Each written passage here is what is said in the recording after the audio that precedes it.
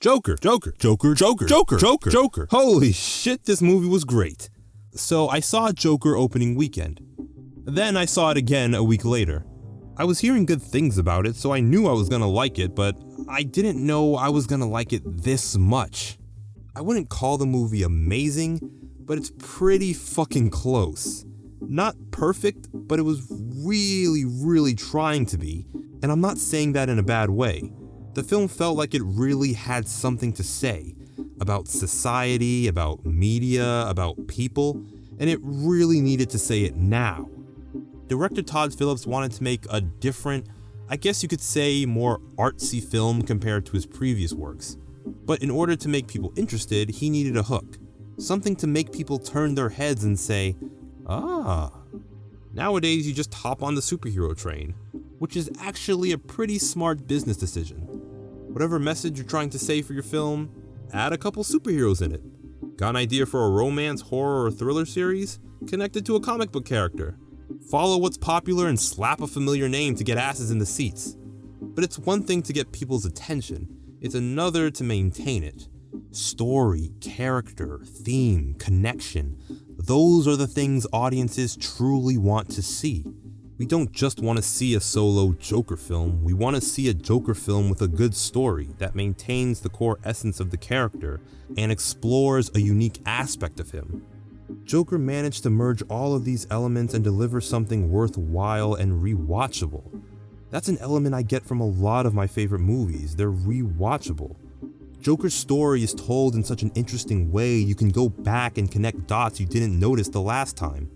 I was engaged throughout the entire movie, it was really well paced. The music was different, very unique, reminiscent of a film from the 1930s or 40s. Dreary, somber, whimsical, and even fun sometimes. I even think I heard a few callbacks to the Joker's theme in The Dark Knight. The visuals also complement everything else in the story. Gotham looks so grimy and depressing, reminds me of the slums of New York or California. Even locations like Murray's studio or Wayne's mansion don't appear all that immaculate. Everything's got some wear and tear to it, so I'm glad the film took a grounded and more authentic approach. I would say the acting is great, but then I just followed up with a no shit. Every single actor in the film makes their job look so easy, and Joaquin Phoenix is amazing. That's all I need to say about that. So the story follows Arthur Fleck and how he becomes the Joker. He's a character that you sympathize with, but feel a little uncomfortable for sympathizing with. We all at times feel abandoned or pushed around by society, and we want to do something about it. Take back some form of control.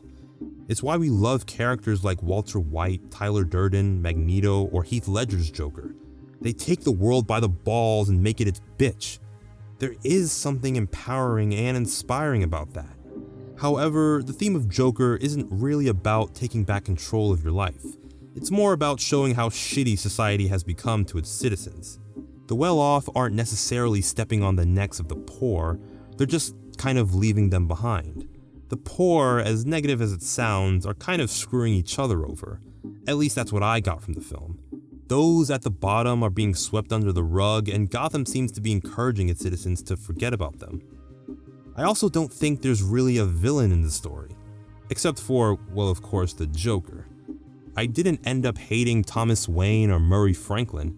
Just because their characters are upper class, they don't come across as evil. Murray, for example, seemed to be a genuinely decent person. Most of what he does is simply playing to his audience. He didn't seem like he wanted to hurt anybody.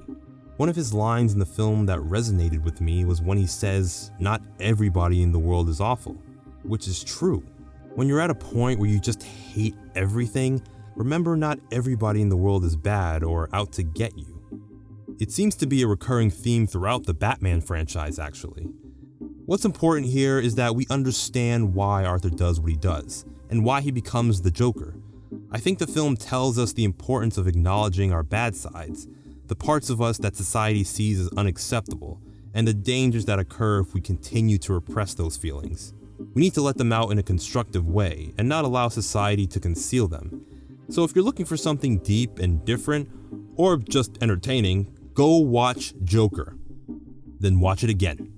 Subscribe, follow me on Instagram, Facebook, Twitter, all that good shit. Thanks for watching, and have a good one. Send in the clown.